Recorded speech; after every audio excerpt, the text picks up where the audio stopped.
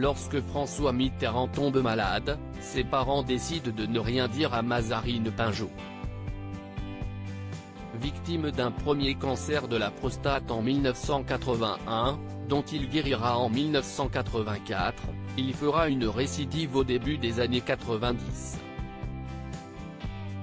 Sa fille ne le découvrira qu'en 1992, comme elle l'a indiqué dans une interview accordée à l'Op. C'est sa mère, Anne Pinjot, qui l'informe par téléphone que son père vient de se faire opérer alors qu'elle est partie en voyage avec son petit ami au Mexique. La jeune femme se souvient avoir été mal toute la journée avant ce fameux coup de fil. Je l'avais ressenti, comme si on était reliés, explique la fille de François Mitterrand avant de poursuivre, je l'ai appris tard, mais en réalité, j'ai toujours vu mon père prendre des pilules. Comme il était très obsédé par la mort, l'après c'était un grand questionnement à la fois métaphysique et très concret, j'ai l'impression de l'avoir toujours su. Mazarine Pinjot, j'étais imprégné par quelque chose d'assez mortifère. Ce rapport particulier à la mort de l'ancien chef d'État a bercé sa fille, l'âge ne jouait pas un grand rôle, il était tellement actif. Mais je ressentais qu'il était atteint.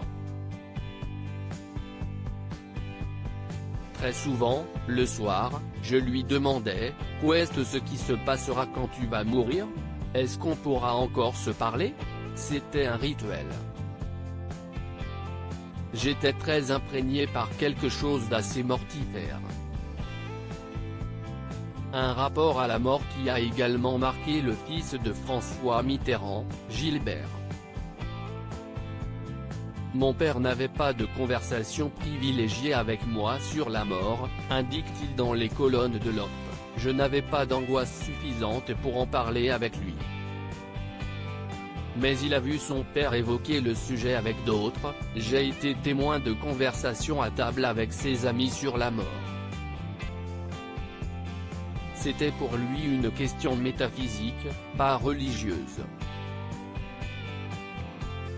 Ce dernier se souvient aussi que François Mitterrand aimait visiter les cimetières et les églises, on ne parlait pas de la mort, mais de la vie de ces gens sous terre. On essayait de reconstituer leur vie, de la remettre dans le contexte de l'époque, de les faire revivre, d'imaginer.